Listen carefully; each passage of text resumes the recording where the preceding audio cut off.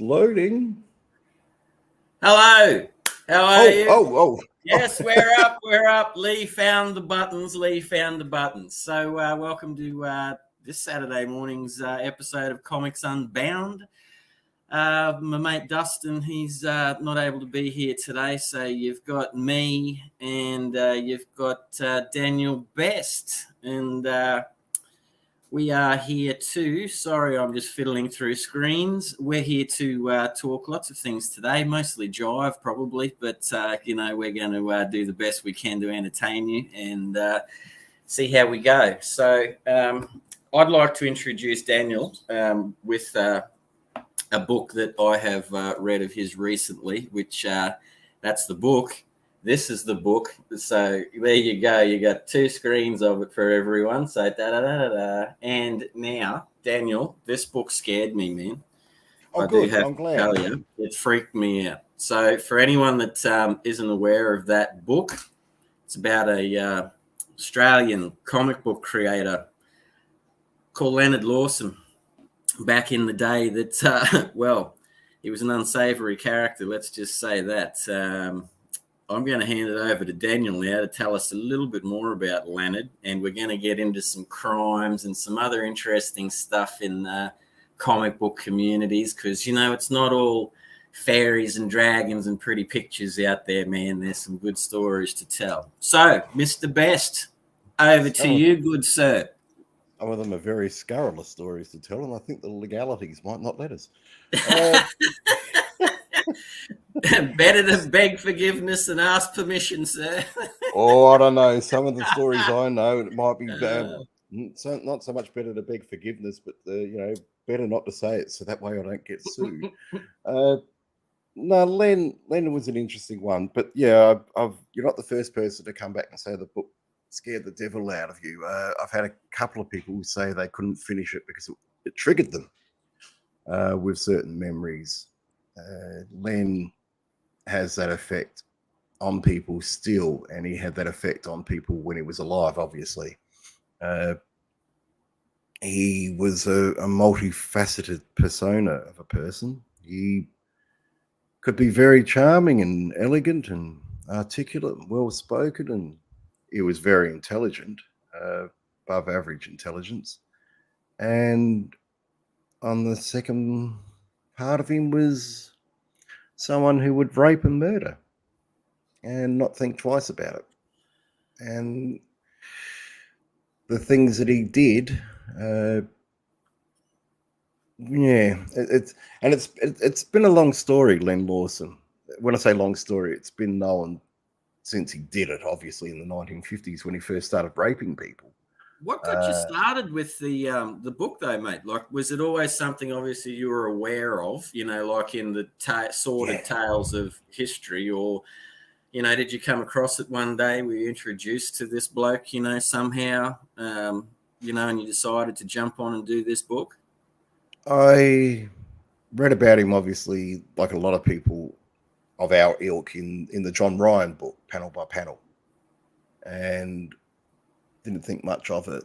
And then I read a book about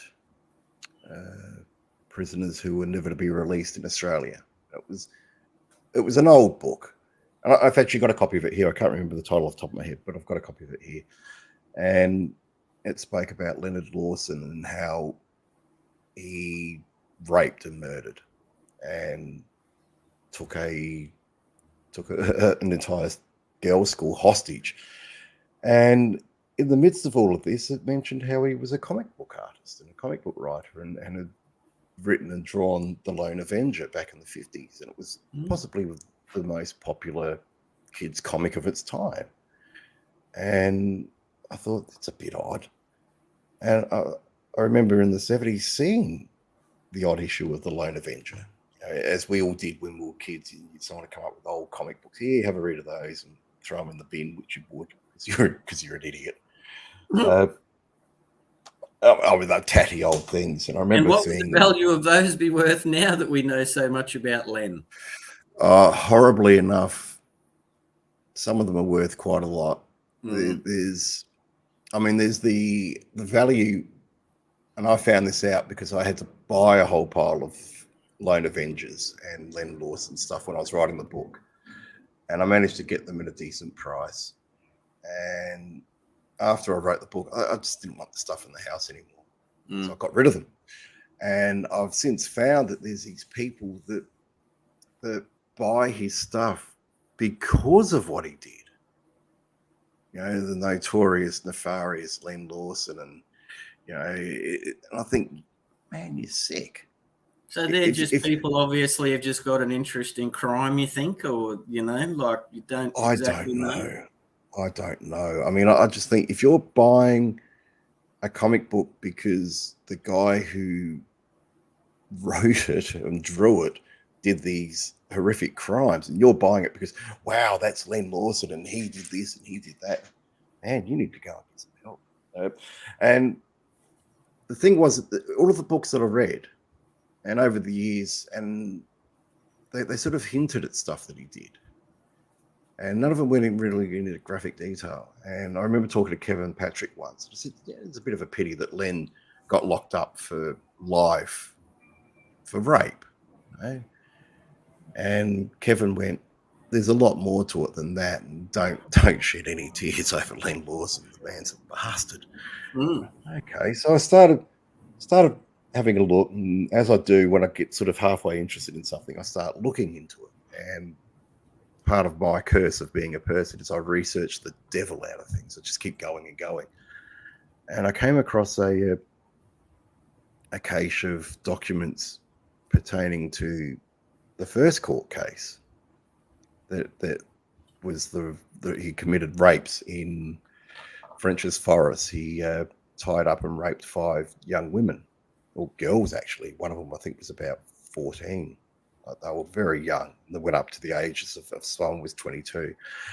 And part of the court case, and these were things that were mentioned in the court case, but were never mentioned in the mainstream media at the time. And the reason being is because they're just too graphic. And so thankfully, this is one of the only people like to ever have. There's been no others that we're aware of. It's just I find it hard to believe that you had a man that was out there making this best-selling, you know, kids comic book that, you know, like in his spare time was off doing these terrible crimes. Well, in Australia, yes. I mean, in America, you've got Bob Wood, who worked on, of all things, crime comics back in the 50s, and he murdered his mistress. I think it was in the 1950s, and he went to jail. But as people have pointed out when they've read this, Americans go, gee, we thought Bob Wood was bad. Reading this thing now, Bob had nothing on this guy. So yeah, as I was saying, the things that were coming out was that Len was raping, was said to be raping women from these model agencies well before he did his big meltdown of the 5 rapes. And I went further. I started looking right into Len's life, and his childhood was normal. The guy was brought up normally, but something, and God knows what it is, because nobody could ever put their finger on it. Something triggered him, and he, you know, he was working in morgues. You know, and the reason being, he used to say, was because he was practicing anatomy. Now, it was hinted by psychologists and psychiatrists and also the police that he was doing more than just practicing his drawing on these dead bodies that were coming into the morgue. Was never proven, but rumored. So fast forward, because Len, when with the rapes, was sentenced to death, and that was commuted. Because rape at the time in the early 1950s in New South Wales was a capital offence. If you were convicted of rape, you were sentenced to death. You could be sentenced to death, and people were sentenced to death. And in New South Wales, people were actually hanged for rape. So that was commuted. Now this is the schizophrenic part of Len. Why he was in jail? He was a model prisoner. He taught other prisoners how to read, how to write. He educated people. He taught them how to draw. He painted murals. He befriended nuns. he would get young prisoners, like teenagers, and tell them, "Oh, you don't want to do what I did because my life's ruined. You got all your life in front of you, and blah blah blah." And he would set people on good paths. So hence he got paroled, because why wouldn't you parole someone who's a model prisoner who's helping young people off a life of crime? So again, he's basically just manipulated the system to do what he had to do to get through. Yeah. So, I mean, essentially the man was a thoroughbred psychopath. Yes. Oh, sociopath, psychopath, any path you want to put on him. He was all of them. And of course, when he got out, he did it again. He raped, and this time he went one further. He murdered and took the school hostage and killed another girl, unfortunately. And take nothing away, this is why Len is a prick, because he ruined lives. Absolutely. There's two young girls, and they were young girls. One was 16, and I think the other was 14. They never grew up. They would be grandmothers now, possibly great grandmothers, but they would have had long lives. You'd imagine they would have had children. They would have had families, and the families of those two girls, their lives are ruined, because that's all they think about is my sister, my daughter, my aunt who isn't here, and they should be here. It's when a life is taken at such a young age by someone like Len, it's you should be hung for that, because you've got he got sentenced for life imprisonment, never to be released, and he lived well into his 80s. So he had all of those years. I mean, okay, he was in jail, but he had all of those years. These girls had nothing, and the scars still carry on now to today, and horribly so. So that was the thing. Once I found all of this stuff out, shed no tears for Len. Yep. Shed no pity for Len. If anything, they should have just chopped his head off. And it's one of those ones where one of these people that you look at, and when you read it, you come away with thinking, man, there sort of is that argument that you should have drowned him at birth. Because it certainly was a disturbing book, mate. Like I love crime and stuff like that, and but it's just interesting topic, Yeah, it's an interesting topic, and it's. I mean, the rape and murder that he did, that was another one that there were things that were spoke about in enclosed court, that he defiled the body after he'd murdered her, which again was just too graphic for 1962. You just couldn't put that in a newspaper, because people just would have went. But before all of this, and before this became like public knowledge and stuff, and he was, like charged, his comic book was hugely popular, wasn't it, Daniel? Massive. Like, one of the biggest comic books in Australia. Like, this man was well known. He was making hand over fist money. The publisher said to John Ryan, and I've got this in a letter that he said to John Ryan, because John said, out of all of the comics that you published, which was your favorite? He went, The Lone Avenger. It made so much money. Like, it just made so much money for everyone. And he was really gutted and disappointed that Len did what he did. In fact, he tried to continue The Lone Avenger on afterwards with Albert Devine, and it just didn't work. Nobody wanted to buy it, because everyone associated The Lone Avenger rightly with Len Lawson, because the man had signed literally every page. Len Lawson. Yeah. So, it just fell apart, and the publishing empire fell apart. Another life ruined. I mean, and you think of Len, he was married and had 3 young children when he did this. So their lives ruined. Christ, you got to grow up knowing that your dad's in prison, and think of what he did. I mean, his wife divorced him as soon as the court case was finished. That was you do, and left to Queensland and never spoke to him again, as you would. I mean, and this is what really annoyed me, was when I started doing the research. I got right into the research. It was a 60 Minutes episode where Len was interviewed and another guy was interviewed. They were talking to 2 prisoners that were locked up for life. And the other guy was a well-known murderer who went around Sydney in the 50s, and he would kill gay people. because he didn't like gay people, and he would mutilate them. Oh, he was evil. And the juxtaposition between these two people were incredible, because on one hand you had this guy going, "Oh no, they're doing the right thing. They should keep me locked up." Because so what would you do if you were let out? Oh, I'd go find the nearest gay guy and kill him.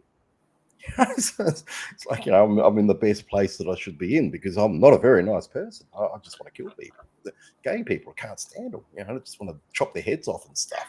So he was no, but at least he was honest about it.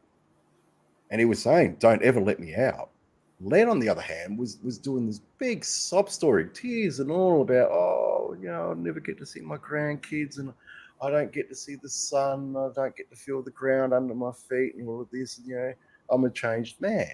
Now, meanwhile, while he's doing this, in his prison cell, he had these videotapes that he was making, where he was taping kids' TV shows like Sesame Street, Romper Room, and that, and interspersing them with rape and murder scenes from movies that were on SBS and late night movies. Makes you wonder, though, why they were getting that media, like to, fuel these things. It was an interesting story, never to be released, because there's not that many people who ever get locked up, never to be released. I mean, in South Australia, we've got, say, Bevan Spencer von Einem, who will never be released for the family murders.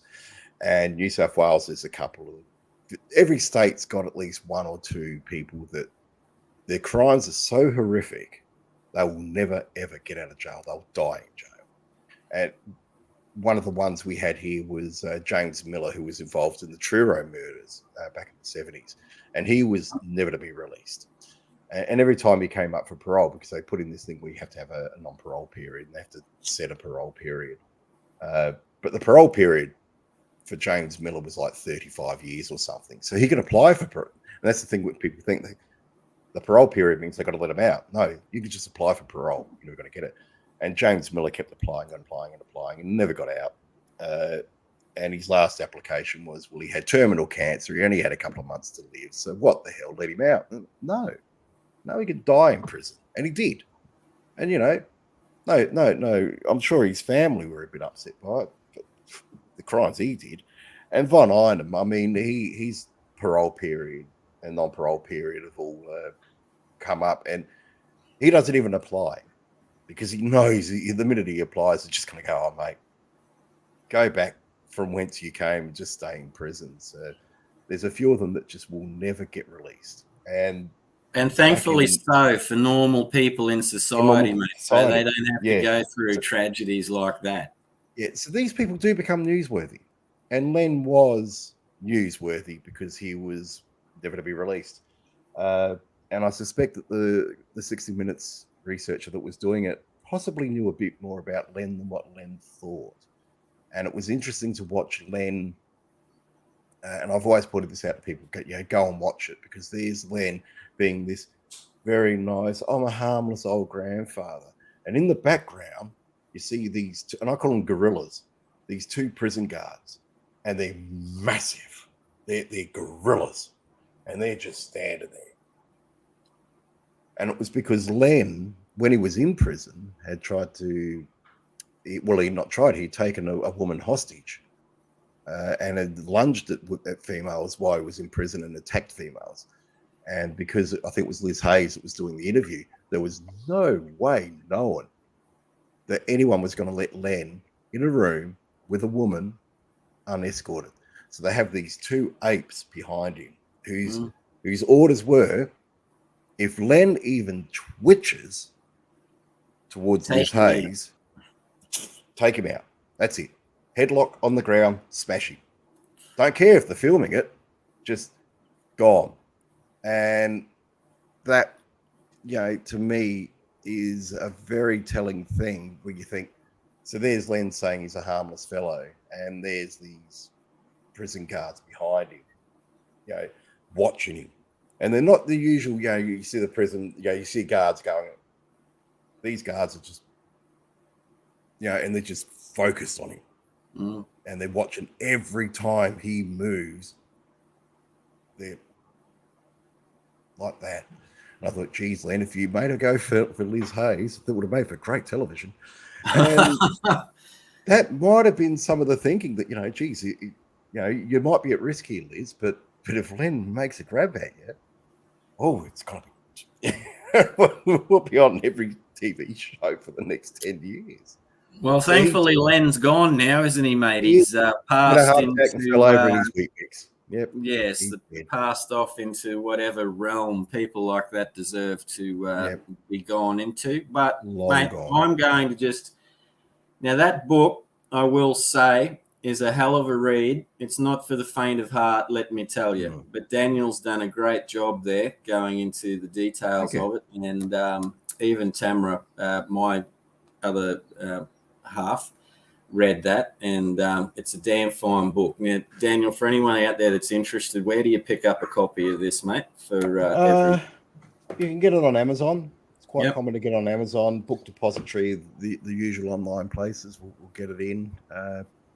If people really want a signed copy, I mean, I can get copies in. They can get it through me direct. I'm quite happy to do that.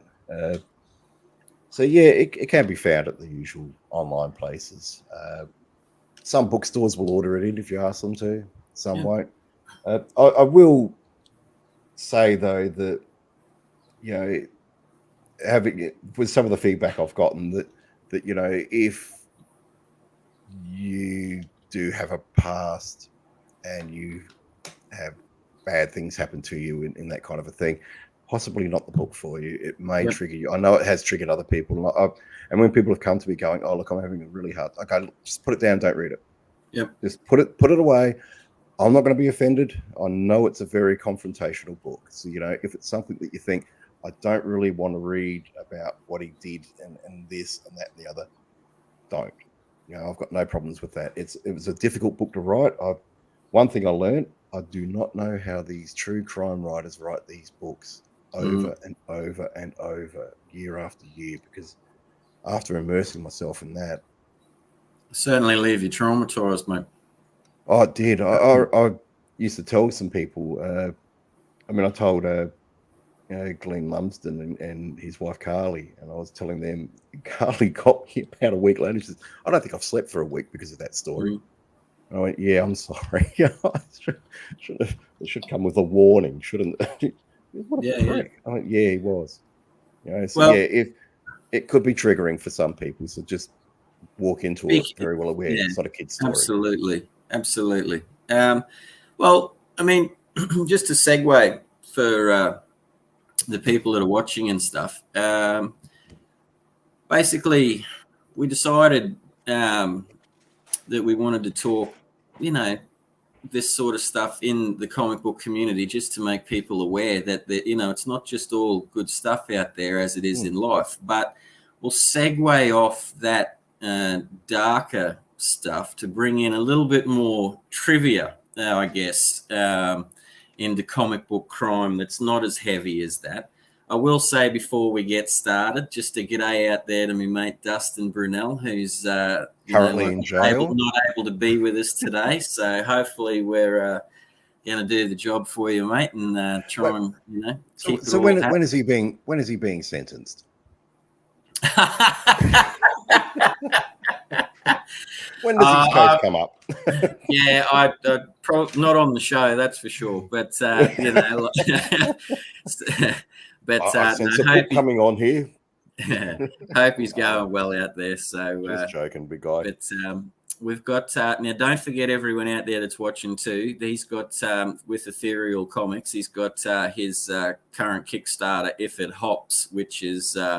I guess in musical terms, for lack of any other description, hammering up the charts and doing very, very well. So If It Hops is currently, you can go to Kickstarter and have a look at it. It comes with a preview of Theatre 7, which is his next comic book, which is out, and comes with a whole heap of swag, I guess you'd call it, like stickers and badges and all that sort of stuff happening at the moment. And it's a good read. I've been lucky enough to have a look at everything that's happening, and good luck to him and congratulations on his success.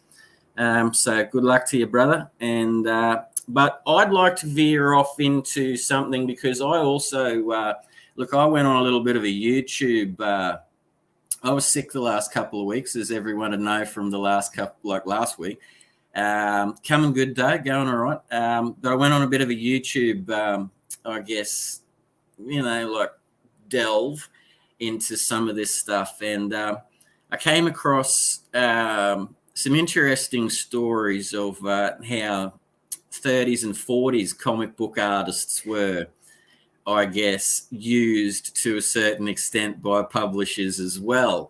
Coming across stories of guys that had racked up lots of debt on the horses and, were basically kept locked in small rooms to, draw as much as you could to pay back the debts, and publishing companies starting and then closing down for tax evasion issues, and then jumping into other publishing companies and names changing, and people, oh mate, it was certainly a sordid period of history back there, but one that's extremely interesting. But the one that I did blew me out a little bit, and I'm hoping, Daniel, with your historical expertise, we can have a yarn about this one, was now, the King, Jack Kirby, was obviously around for an awfully long time, like championing comic books and doing his thing. He needs no introduction. But there were some things that happened to some of his artwork along the way, Daniel, that were quite awful. And, mate, tell us some of those stories, because they make your head spin, let me tell you. Which era? I mean, the artwork at Timely, which became Atlas Comics, which became Marvel Comics, so Timely Comics. I mean, the Captain America artwork, they used to use it as chopping boards after it had been published, obviously.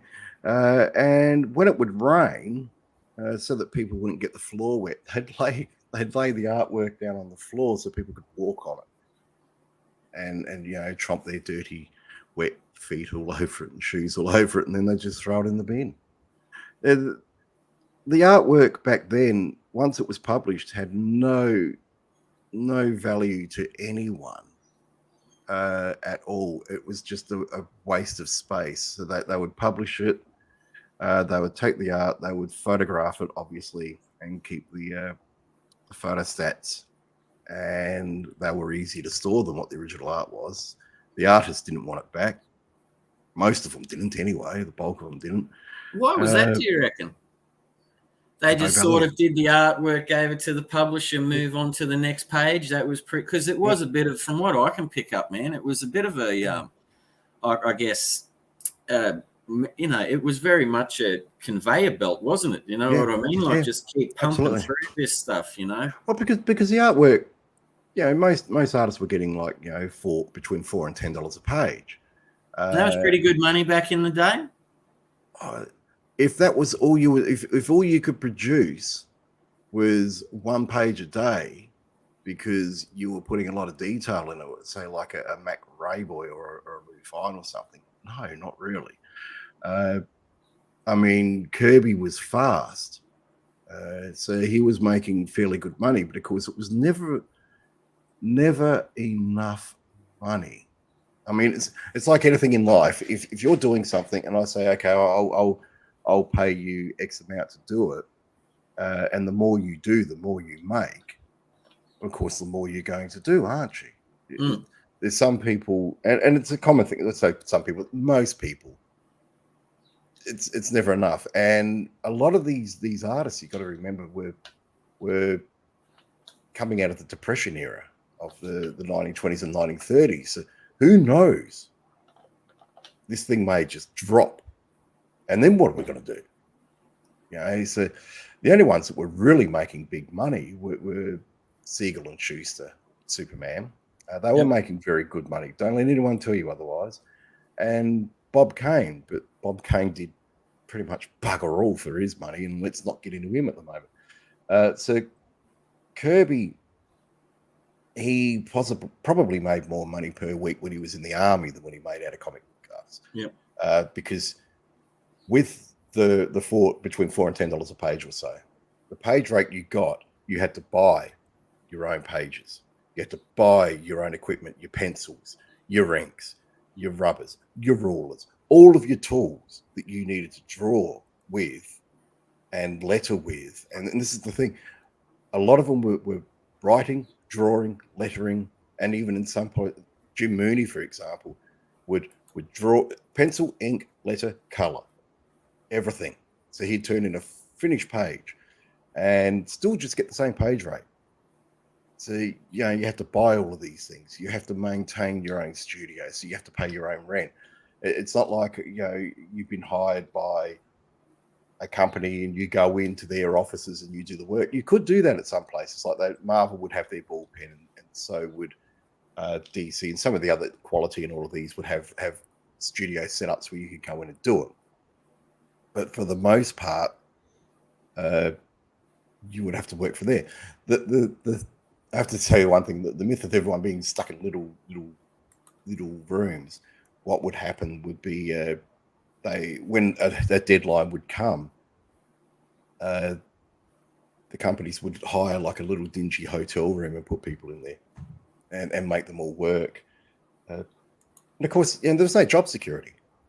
You went from place to place. So the art, the physical original art, nobody wanted it outside of the publishers. Like now we look at what you would imagine what you would get if you had the Superman, the cover to Superman 1, or any of the interior pages, or if you had Action Comics 1. Of course, none of that exists. It's gone. If you had Captain America 1, the cover of that, but of course that's gone. Someone probably wiped their feet on it. History. And it's unbelievable, hey? Like, had no value. No value. There was no collectors running around saying, "I'll buy it off you." None. And it's one of the reasons why now. So there wasn't even a thought of like anyone even keeping any of this artwork. Not a really, single thought. There wasn't a kid out there that like used to go to Jack Kirby's house or stuff like that. Oh, probably they did. Probably they did, and they probably got a page. They probably did, and probably got a page. DC used to keep the art. They never gave any of it back. That was the thing. Like if you submitted like those early Captain Americas and that early DC work, the Batmans and stuff like that, that was never given back. You would hand that into the publisher and walk off. You never got it back. They never gave it back, and they used excuses like tax reasons and all kinds of things, which were just debunked later on down the track that it was just a lie. So the companies themselves, I mean, DC were famous for chopping the art up and then trashing it. And people like Marv Wolfman, when he used to get in there and have to do that, he would make sure that he cut it in the dead space between the panels, so that way that you could at least preserve panels, and they would take it to that. There's great. So I mean, one of the great stories that I know, and this is going into the 70s, and this thing was still happening. Remember Bernie Wrightson did Swamp Thing? Yep. Right. DC never sent any of those pages back. Right, because this was before they only ever started sending pages back in the sort of mid to late 70s.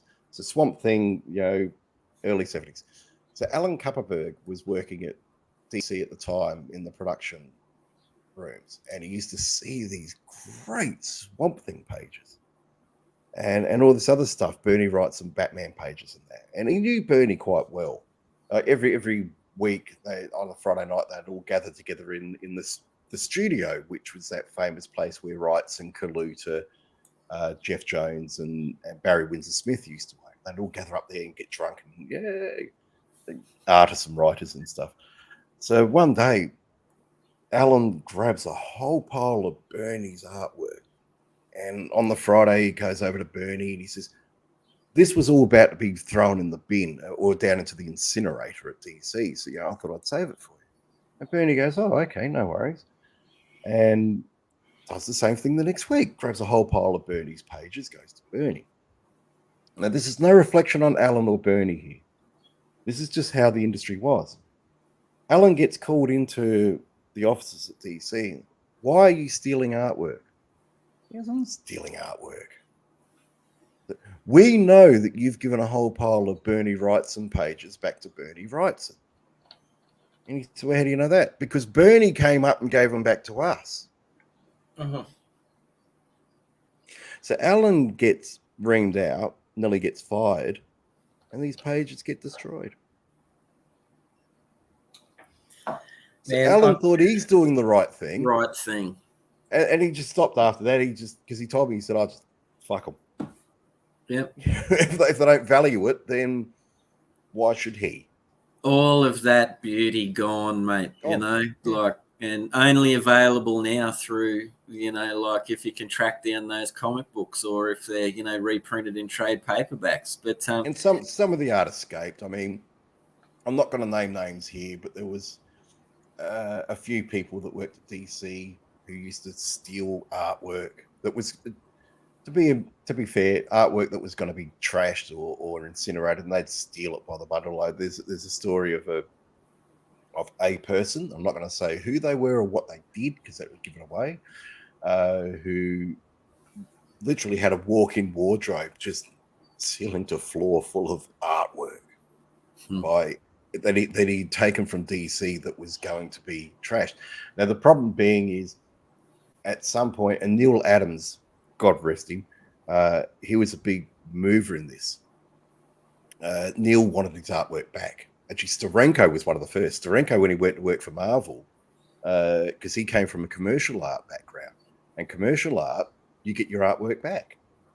Amazing. So when Marvel wanted him, he said, "That's fine. I'll do these comic books, but I want my artwork back." So they gave him his artwork back.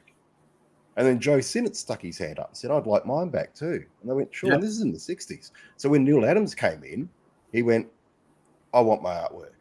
So when they started giving artwork back, well, before they did, Neil would go to conventions and see his artwork for sale. Go, "Hang on, that's mine. I want it."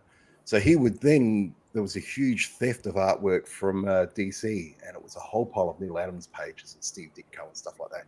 And Neil went public and said, "I want this artwork's been stolen, and it's mine. I want it back." And this is one of the Neil's first things that he did with his championing of artwork and comic book. Absolutely, yeah. I want my artwork back, and if you see these pages, these covers, and he listed it all, and he listed everything, and he said, "If you see any of this, it's stolen. It's mine." And of course, the mentality of the art collectors, some of them sit there and go, "No, but it's liberated. It's liberated." We say liberated, yeah. And I sit there and think, "Okay, no worries. I'll come around to your house and liberate your car then."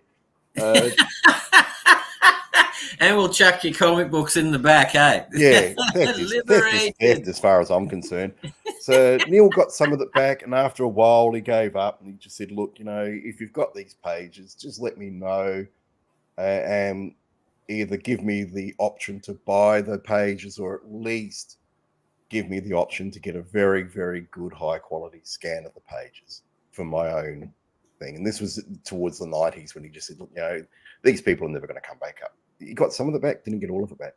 So Neil was very much a champion for this artwork has value, and we should all get our artwork back.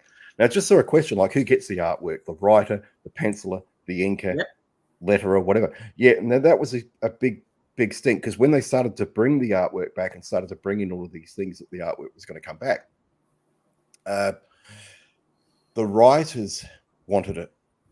They wanted artwork because they wrote it. It's their words. And the artists went, "Get knotted, because we've done all the work." So the Marvel brought in a thing where it was basically 50-50 between the penciler and the inker. And what they would do was they'd just assign it at random. Boom. You get them ones, you get them ones. And covers, if, say you're a Byrne Austin team and you're doing covers every month, 1 month Byrne would get one month Terry would get one, John would get one, Terry would get one, so forth, so forth, so forth.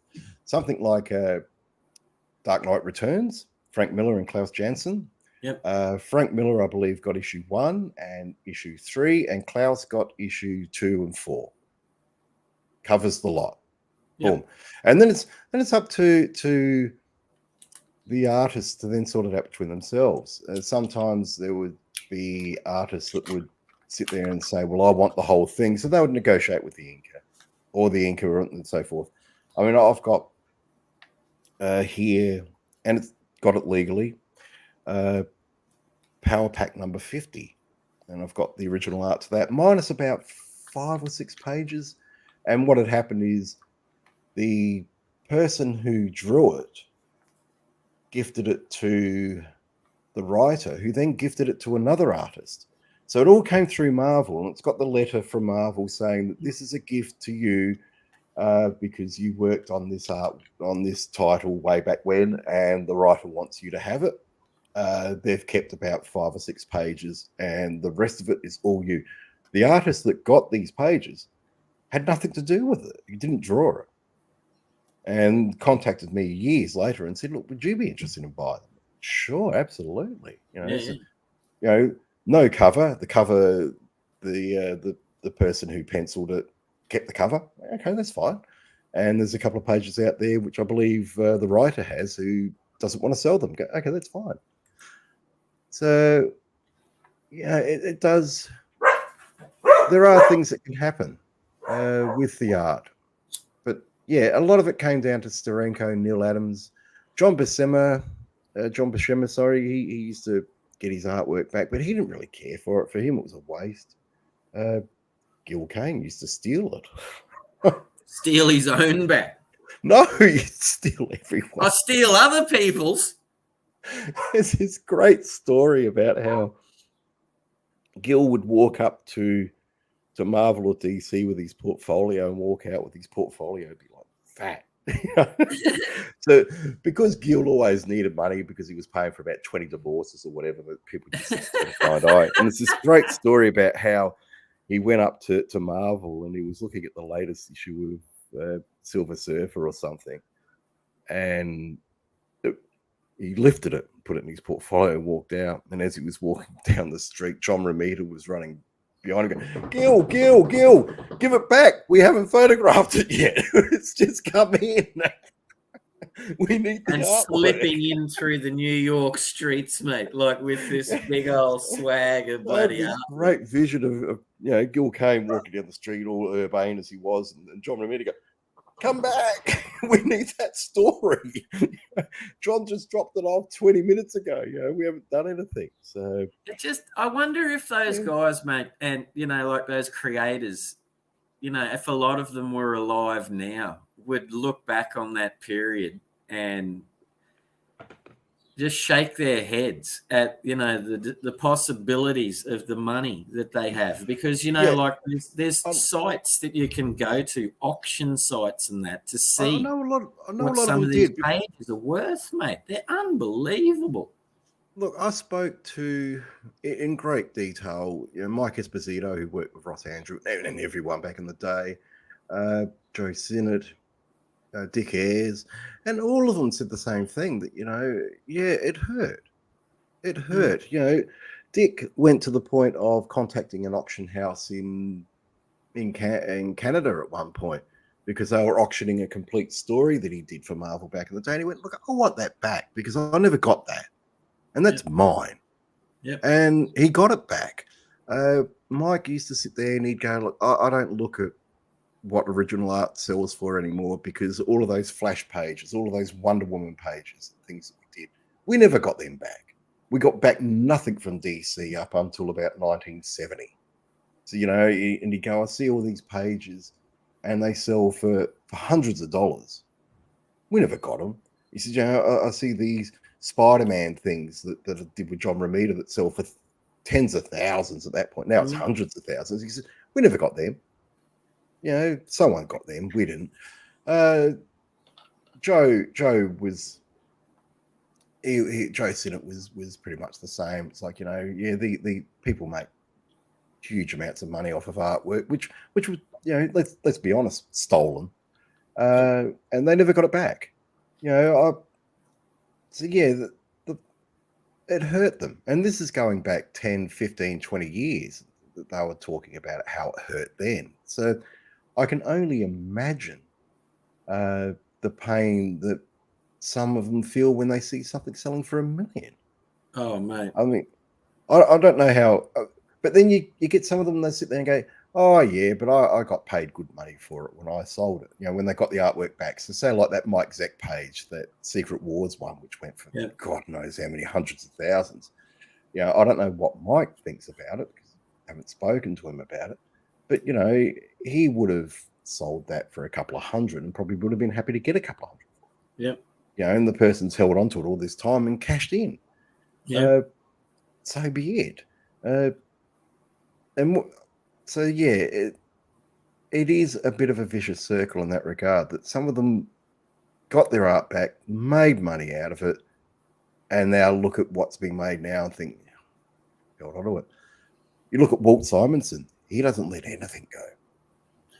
Walt has literally everything he's ever done, barring pages that were inked by other people and the inkers got them. And if he couldn't buy them off the inkers, well, so be it.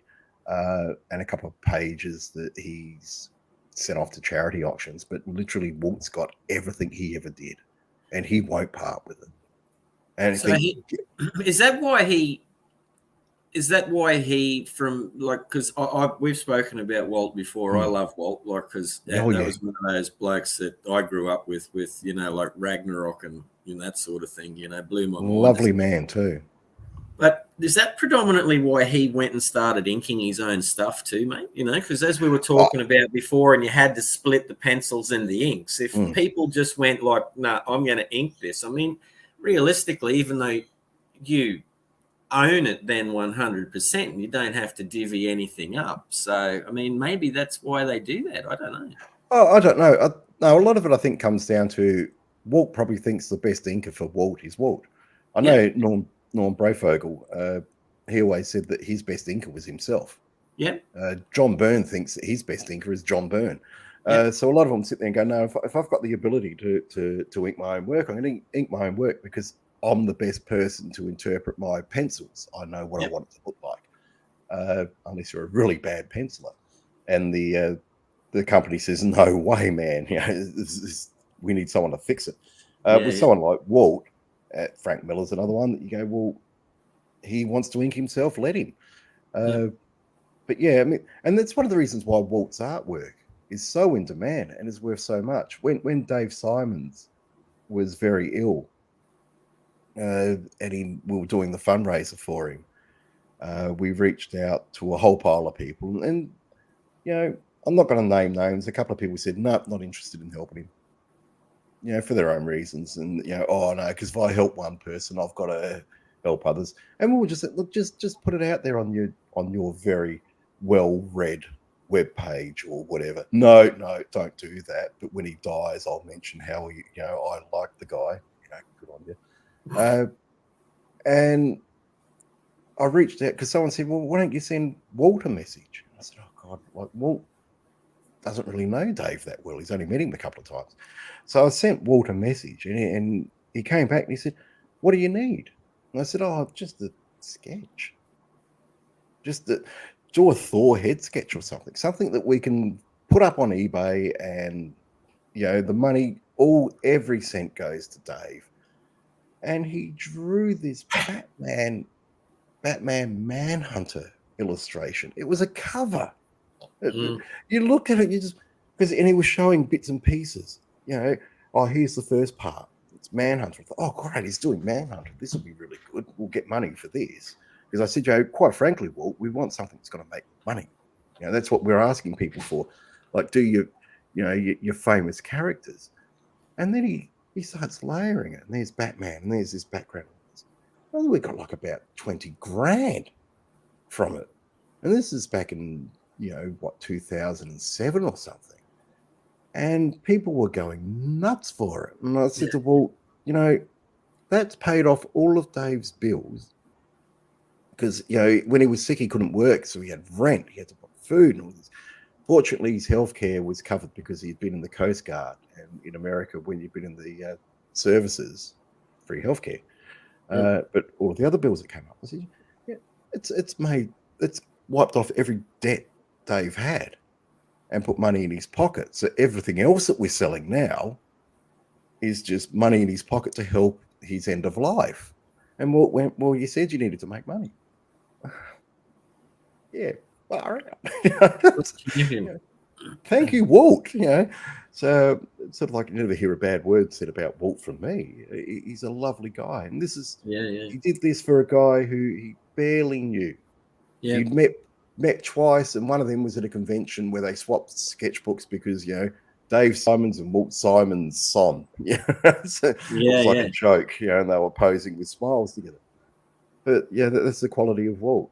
Mate. Speaking of quality work, I've always wanted to talk to you too about and not sort of dropping you in it, but oh God, here we go. you had a great mate that you knew really well. That when I was a young fella and used to go to the newsagents, I guess I was a little bit more predominantly Marvel when I was growing up, because they were, they were very thick in the newsagent stands, like everything you could possibly imagine on that checklist was there. And there was always Batman. I'll say that. There was always Batman and Superman from DC that were there. Now, when I was a young fella and I was formulating, drawing and trying to find people that appealed to me with their styles and learning, you go through those phases. Now, there was Detective Comics, and a gentleman to this day that I still marvel at, that was a good mate of yours. Now, Mr. Norm Brayfogle, you're, speaking of artwork, very lucky enough to have some of his pieces floating around there from varying stages of his career. Now, are those pages as lovely in real life as what they are printed? Because better. Yeah. Oh, look, Norm. Yeah, he was. Yeah. We had a very close relationship, Norm and myself. We used to look at each other as brothers. And I still miss the guy every day. I think I walk past pieces of his art which are hanging on the wall, and I think, God, I wish it was still here. Need his advice, need just to talk to him and bounce things off him. Was a terrific person, and another person who, whenever there was anyone that needed help, needed doing a fundraiser or something, he was there.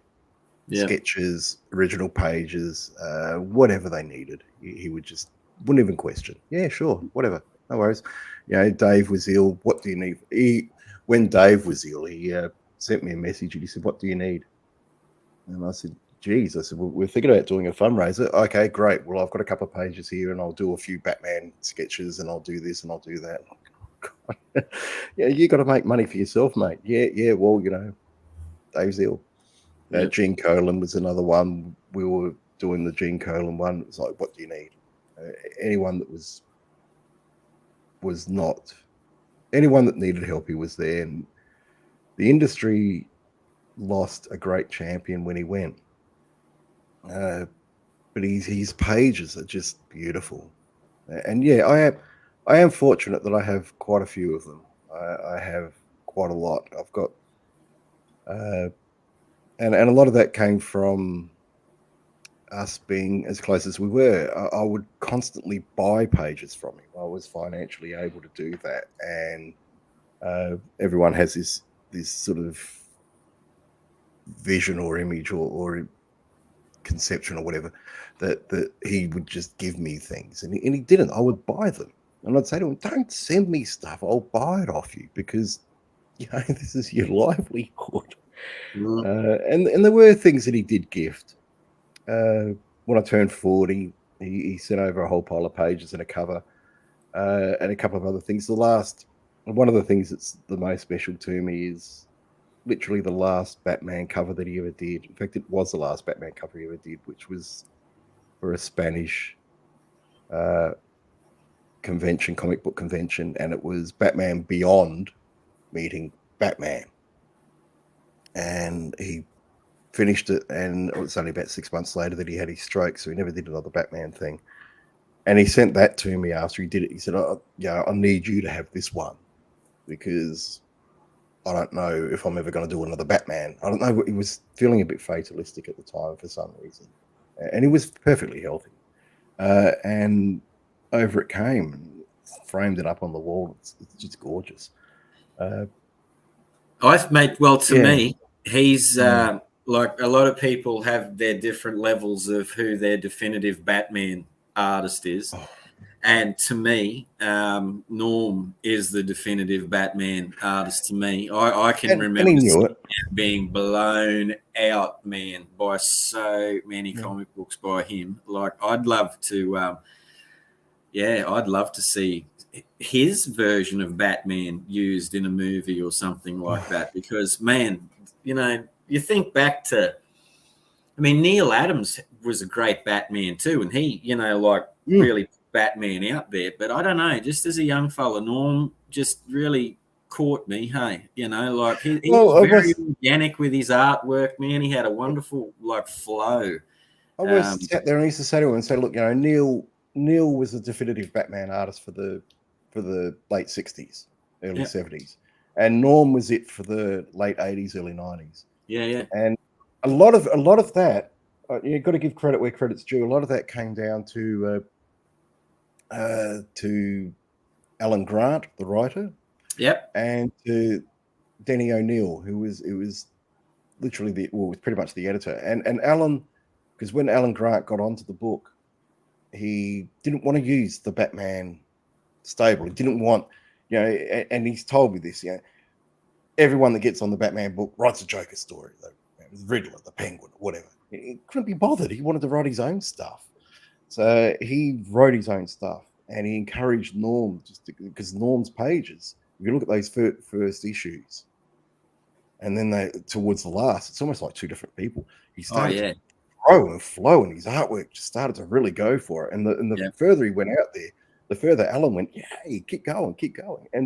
And Denny was the same. He'd sit there and go, "This is terrific. You're growing in front of our eyes as an artist, and you're finding your voice. Just keep doing it. And every now and then they'd throw him with an inker. Steve Mitchell was a really, really good inker for him. And because Steve could have, as an inker, brought that style back to where it started. He didn't. He would just ink what Norm gave him, and he would go with that as well. There's a couple of stories one where it was inked by Dick Giordano, and I loved Dick to death. I thought Dick was great. It just didn't gel. It looked more like Dick Giordano than it did Norm. Another one where Tim Sale, of all people, inked him, and that was a car crash. That was really a car crash. And both artists said that. Tim told me, he said, "Oh, look, I wasn't the best inker for Norm, and I think he knows it." And Norm went, I like the Long Halloween and all of that stuff that he did, but God, he ruined my pages." Ironically enough, they're some of the most in-demand ones because of who worked on them. Well, I mean, mate, I've had I've always inked my own stuff, and learned from just reading comic books and things. But I've also of late had the opportunity to ink different artists in Australia and stuff of late, and learning an awful lot. And the one thing that I am learning, and I get hell nervous when I'm about to sit down and start one of their pages, is you can very easily overpower them with your style, and you can very easily turn it into a train wreck real quick. You know what I mean? Like it's a real razor's edge walk, and it's very nerve-wracking, man, I tell you. And for people that have because Tim Sale's got an incredibly definitive style. Like, it's weird you mention him because I picked up a DC Batman book recently, The Dark Victory, which is a follow-up to The Long Halloween, but it was a noir version. Yes. And the black and white version, just because obviously I love black and white, everyone knows that. And I'm looking at some of this artwork, man, and I don't know, I wouldn't even know where to start. Do you know what I mean? Like if you got pencils from that man. So, it's tricky. And that brings it back to, who's your best inker? And for Tim Sale, his best inker is Tim Sale. And Norm always felt that his best inker was himself. And there was no one better than Norm to ink his own work. Joe Rubinstein will argue that and say he was the best inker for Norm. I keep saying to Joe, yeah, you say this, but I'm telling you right now, Norm would tell me 100 times out of 100, yeah, I like Joe's work. Kevin Nolan was a good inker for him, but the best inker for me was me. And I go, great. I had this recently where Darren Close was inking a Gary Challoner page. Yeah. And he sent me a scan of the pencils and he said, I've got to ink this. I'm nervous as shit. I said, mate, you're a good artist. Just do what you do, follow the pencils, and you won't mess it up. And it's a beautiful piece of inking. Yeah. And that's something which I've been told by many really good artists and some brilliant inkers. Terry Austin, for example. Follow the pencils. Maybe put a flourish in if you think it needs it. Finish something if you think it needs it. But if you're a good enough artist, just do what you do and you won't mess it up. Yeah. And that's what I said. So when you're faced with a set of pencils on a page, you think, oh, Christ, I'm going to make a dog's breakfast out of this. Just, you were given that page because you're good enough to ink it. They're not going to give it to me. Say, oh, mate, go and ink this. Because I got a ballpoint pen. I'm not going to be inking it. And they're not going to give it to, someone that's just starting out or someone that produces really badly drawn books or someone that does something completely abstract. They're not going to, Glenn Lumsden's not going to give his pencils to Picasso because it's going to look not good at the end. Well, I know that. I know that getting page. it because you're getting it because you're good enough to do it. If you're not good enough to do it, you're not going to get that page. You get that page because they think you're the man to do it, or you're the woman to do it. You're the person to do that page justice. Well, I know that page of Gary Challoner that Darren Close inked. He had it up on Facebook not too long ago. Man, he did a good job. Let me tell you, it'd be very nerve-wracking getting a Challoner piece. Let me say it's. I've got some of Gaz's. I've got a lot of Gaz's pencils here, and I sit there and think, Jesus. And I've said this to Gaz. How the hell do you, when someone sends something into you with pencils like you send to people, how do you ink them? And he goes, I don't know, just sit down, put it on the board and ink it. I think, okay, no worries. Yeah, probably the best attitude to have when they, like when you overthink about it. I guess to a certain extent you got to just keep it simple, don't you, mate? And just that's where people pen up and get into it. That's where people make the mistake is they think I've got to do something with this. I've got to make it mine. No, you don't. You just got to make it a fine piece of artwork. Yeah. You don't have to make it yours. You don't have to put your style on it. I mean, if you do, good. But you don't have to sit there. You don't have to, and that's where people get nervous as they get these pages. You get a Neil Adams page, or you get a Challoner page, or God help you if you ever got one, a Lumsden page. You think, oh my God, what have I got to do here? Yeah, don't think about it. Just start. Start in the corner. Yeah. Start wherever you want to start. Pick something. I mean, I've got pages which are partially inked where people have inked a bit of the background or the, and then another panel they've inked someone. Why have you done that? And they go, oh, because, unpublished stories. And they go, well, because I didn't know what I was going to, where I should start. So just pick something that I like doing and I just draw that. And okay, I'll go back to that later.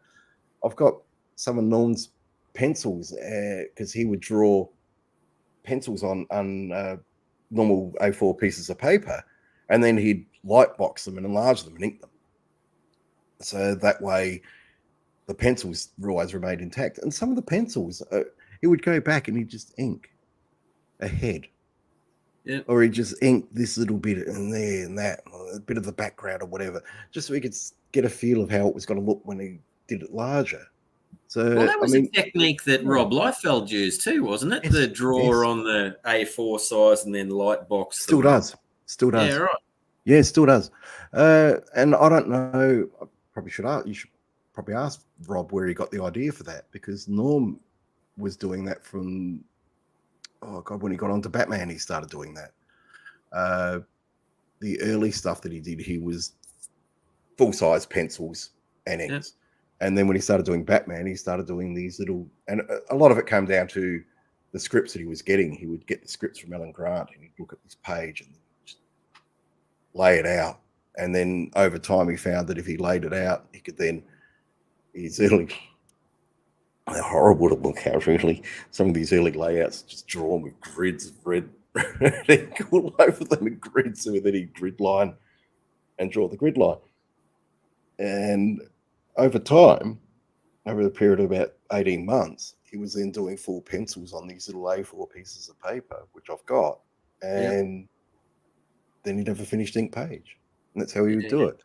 So, yeah, getting a shell on a page, it has to be daunting. I mean, I'll look at the pencils, and I've put some of them up on Facebook, and people go, Jesus God. And go, yeah, it's all there. All of the detail is there. Yeah. But you're not, and I said this to Darren, you're not a tracer. You're not just tracing it. Make it your own. Follow the line. Yep. You know, Gaz's pencils, he leaves enough there for an inker to play with. Yep. When he's inking his own pencils, he plays with it when he's inking it.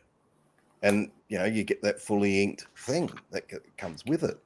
I love inking, man. Like, of all the things that I love to do with my artwork, when I first started, I used to really detail the pencils, you know, and then just go back and basically trace the pencils. Where as I've gotten like older and just doing it more regularly, I find that my pencils are like, I would say, loose and, you know, like lack a lot of detail. And then I find once I've got the, you know, the ink and the pen and the brush and stuff in my hand, that's where, you know, like a lot of the layer and detail comes from. Where I've had my good mate Ryan Valla do some inking of stuff of mine in the last 6 months, and I always got scared giving pencils to Ryan, because here I was like, I guess doing loose pencils, you know, but I was lucky enough that Ryan's one, like what you're talking about, is one of those blokes that can come in there and see that there's space and see that there's shape for him to be able to, you know, like come in and add his flavor to it, you know. So yeah, it's an interesting, it's all an interesting process. Hey, it's like, have you ever thought, I mean, John Byrne, on a lot of John Byrne stuff, he just goes straight to ink. He doesn't even pencil. Have you ever thought about doing that? Like just picking up a blank page and going, here's my inks. Mate, I have, honestly. I'm getting less and less pencils on a page. I can tell you, Daniel. It's sort of just becoming circles and sticks, really. You know, like at the moment, and hitting it. I'm sort of a bit nervous to try, but but I'm getting there. If you know what I mean. Like I'm sort of getting confidence within myself. So I've thought about having a go at it. So your pencils are really, at the moment, this sounds like they're just basic layouts. I mean, old Jack Kirby layouts. I don't know if you've ever seen any of his pages that he used to do the layouts like for the Hulk or something that Mike Esposito would do, and there'd just be a circle with dots and a mouth, and like a line for a mouth, and that'd be the Hulk's head, you know, and it was just stick figures. So then Mike would sit there and go, "So I'm not inking this; I'm drawing an entire page, just following the flow." But like I said, you know, John Byrne, and there's a couple of other artists I know that did that. Norm did it a couple of times as well. He would just go straight to ink, and just pick up that blank page. He'd have the script in front of him. He knew exactly, without even doing a preliminary, he would just go straight into the inking and just ink a page with no pencils whatsoever. sometimes you can see things, so clearly in your mind's eye that you're just like, bang, you hit it, and then there's other times where, not everything's easy, like there's struggles and you do multiple thumbnails and you come back to it and, it's just all learning, man. I love the process. That's why I've sort of, from talking to you today and knowing how much goes into these pages and knowing how much thought goes into writing pages and, trying to get all of these things right. It blows my mind what we were talking about earlier and what I saw. How, the flippancy that some people had in the past of, like treating pages and stuff like, as doormats, like quite literally, as we've discussed, and it's, anyone that gives something to art in whatever form it is giving a portion of themselves, and when I saw that, it made me really sad to think that they were just exploited to the point of, like, oh, thank you, like flick away and misused. And to be fair, they put everything they could into those pages. I mean, let's not denigrate anyone here for whatever happened to those pages after the publisher got them. They put everything into those pages. I mean, you look at those Bern Hogarth. It's a great story for you. Bern Hogarth Tarzan pages. Now, Bern Hogarth used to have an art school. Ross Andrew, Dick Ayres, Mike Esposito, a whole pile of people went to it. And every so often, at the end of a lesson, he would have a stack of pages, his own Tarzan stuff. At the front, he'd say, "Oh, if you just want to take these home and practice on them, go for it." And people would grab them. And Mike said, he remembered taking home a few pages, and his kids would colour them in with crayons. With these beautiful Bern Hogarth Tarzan pages. But Bern, it seems, it may seem flippant that he didn't care what happened to the pages. What he was doing was letting his students study what he'd done for a start. Yep. What they did with them was up to them. Yeah, and a lot of those pages are long gone now because they probably got binned. But you look at those Bern Hogarth Tarzans, and the detail and he put everything onto them pages. And it's the same with the Jack Kirby stuff, the early Jack Kirby stuff, and even the Marvel stuff. He put everything into them pages. That his life was on those pages, and it's a shame that what happened to those pages after they'd been published. That's the shame. And it's not that the artists didn't care. It was more that the people in charge of these companies didn't value the original art enough to give them back or to hold on to them for any period of time. Certainly in the 60s, things changed. But certainly in the 30s and 40s and 50s, you were lucky if you got anything. Well, that would have paid off your debts to the horses, mate, back in those days from the stories I was reading. Oh, yeah, the old horse race ones. Draw that Captain America. Oh, mate. Yeah, no, so, honestly, if, for anyone that's out there, like watching the show, and if that does interest you, go back and have a look at the history of what some of these guys went through, because it's unbelievable, I guess, the trailblazers back in the day, and they're, it really was almost like a shoe shop, wasn't it, mate? Like a great story about how Ross Andrew and Mike Esposito and a couple of their mates, and they had to finish an issue in 48 hours. They got a hotel room, and Mike had a cold. He had a really bad head cold. And as he finished inking this page, he held it up. It's not. Can you get that off without smearing the inks? Just gently tapping the snot off this page. Oh, who cares? Put it over there and let it dry. No one knows. Nice sheen on that page there, mate. Wow, that's an interesting splatter job. Why is there a star field in this?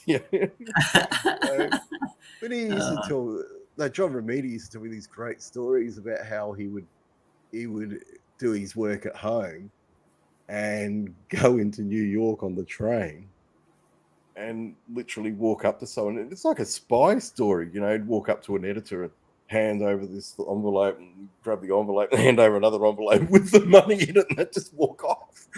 So like, two people meeting at the train station. Yeah. Okay, thank you. Goodbye. Trench coats and like the hats pulled down, standing at the bollards. Never looking around. Got my Nothing's gun. happening here. Nothing to see here. People just walk past. What the hell was going on with these two idiots? That's how it was done. Yeah. And a lot of the time, because in America, they used to have those, where you had to token your way into the train station. So one of them would stop on one side of the barricade, the other on the other side, and then hand them over. So that way they didn't have to pay to get in and out of the train station and get back on the train. I used to think, God, that's fascinatingly funny. So it was the we've only just touched on it here today. It's but the artist did they put everything they had into those pages, and God love them for doing so, because without them doing what they did, you wouldn't be doing what you're doing. Absolutely. I mean, without all of these people that go back to, the Lou Fines and the Joe Schusters, the Jack Kirbys, and all of these other people that worked in that golden age, who knows what we'd be looking at now with comic books, and with Australia, a lot of the Australian guys as well, and the women. I mean, I always will. I'll go to my grave maintaining that one of the best artists in Australia of that golden age period was Moira Bertram. Her art, her stuff was, and still is, amazingly stunning. You look at some of those covers and they just don't fit. Yeah, you look at what other people were drawing on covers. People, a cowboy with his gun and that. She's doing these abstract paintings. Yeah. And I had the good fortune to induct her into the Ledger Hall of Fame, and I gave the speech, and we were putting it up behind me, and I could hear people. It sounds like a cliche, but it's actually true. I could hear people in the audience go, "Oh, yeah." When these beautiful pirate gold covers and things like this were coming up, and people were just, because they're used to seeing Superman, or whatever, or a badly drawn Batman, and then there's these things that just were not. They should have been hanging in galleries. Now, here's a story. What happened to all of that art? Because she kept it all. So what she did was, in the late 70s, she'd had enough, so she picked it all up and threw it in the bin. Oh. And she said artwork there was pieces of paper and artwork flying around the street for a week or so afterwards, after the bin man had been. Oh. She just binned the whole lot. Oh, man. It's sad, But, what do you do? Like, just lament, I guess, mate. What could have been is really all you can do. And when I mentioned that part of the story, I said, look, a whole pile of you are now I'm going to make you all cry. This is what happened. And we had her niece was accepting the award. She said, oh, yeah, she told us about that. Pieces of paper were flying around in the breeze for weeks afterwards, and she just threw everything out. She worked with her sister Kathleen, and she said, she just threw it all out, put it all in the bin, because who wanted it? She didn't want it. No one in the family wanted it. Oh no. There'll be someone crying in their pillow, mate, now that you've told. It always brings me to, I think, oh my God, I'm thinking of those beautiful KG Murray covers that she did, and those beautiful romance covers that she did. Gone. And it was unique. As good as what Monty Wedd was, Stan Pitt and all of these other guys, I just sit there and think, for sheer uniqueness and stylistic artwork, no one really came near her. She was stunning. She was too good for comic books. Yeah. Too good for comic books. No matter how old she was too good for comic books. She had an art gallery when she was 8 months old. Unreal. No, she didn't. She lied about her age all the way through. 8 months going on like 30. When I was doing the research for her, I found out that Moira and her sister Kathleen opened up an art gallery, and when she broke into comics, she gave her age as 16 or something. And as you mentioned it, I said, basically she had this, her and her sister. Her sister wasn't born at the time, but they had an art gallery when she was 8 months old. And then Denise got up there and she said, oh, yeah, Mum and Aunt Laura, they were always very, how shall we say, free with the truth when it came to how old they were. They were always knocking years off their age. Oh, well, back then they told a few furfies where now they have filters. Yeah. So I always point that out to people, go, how good was she? She had an art gallery. She ran an art gallery in a coffee shop when she was 8 months old, and her sister was involved, and her sister wasn't even born, but she was involved in it. Oh, that's terrific. Funny. God love them. All right, Daniel. Well, we might wrap the show up, mate. I think people have heard enough of my crap. Mr. Best, I love talking to you, mate, and I know that Dustin's bummed that he can't be here today because he's otherwise indisposed. So, because he was looking forward to today, but we'll get you back on again soon. Yep, so, absolutely, you're always welcome on with us, mate. Now, I'd like to give one last plug to Dustin's Ethereal Comics If It Hops Kickstarter, which is happening right now. And as I said earlier, booming up the charts. It's going great guns. Some quality stuff there coming out of Ethereal. So it's ethereal/comics.com. So get on to that, back your way into Ethereal. So it's well worth having a look at. And he's a busy, busy man. He's working his little butt off, old Dustin over there in Tennessee, and building up. He's building up quite a crew, mate. Is the comic book selling like Rick Astley numbers? Oh, mate. It's the only way is up, isn't that the way? That's yellow, you get. Oh, Rick well, Astley, he's never going to give you up. Rick Astley's song? I should know this one. I can't remember. Look, Rick will never give you up. He'll never let you down. That's right. He'll never run around. He won't hurt you. Rick will never tell you a lie, and he will never say goodbye. Yeah. Well, there you go. So, Dustin, if you're selling Rick Astley numbers, you're well and truly sitting in. How do we say it here? Farting through silk. Yes, indeed. Indeed.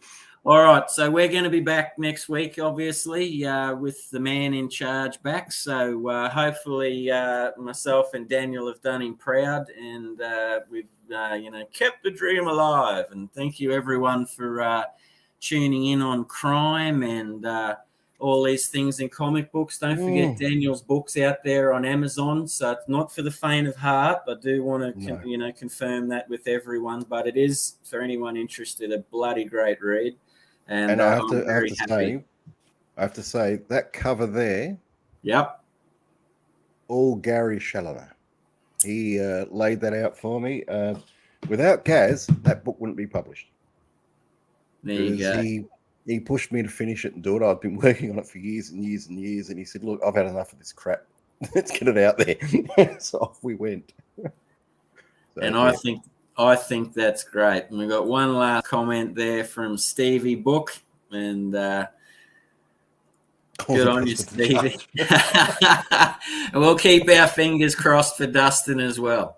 All right. Well, I think that's everything. So yeah, go and check out Dustin Ethereal/comics.com and Kickstarters for If It Hops.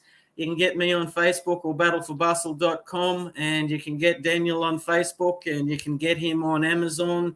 And the whole crew will be back next week. And thank you very much for watching. And I hope you have a wonderful weekend and have a great free comic book day. Oh, it is too, isn't it? Yep. Yes, that means we can go and shoplift. Terrific. We can. See? Crime. See you later. It all comes round. Indeed it does. Bye. Bye.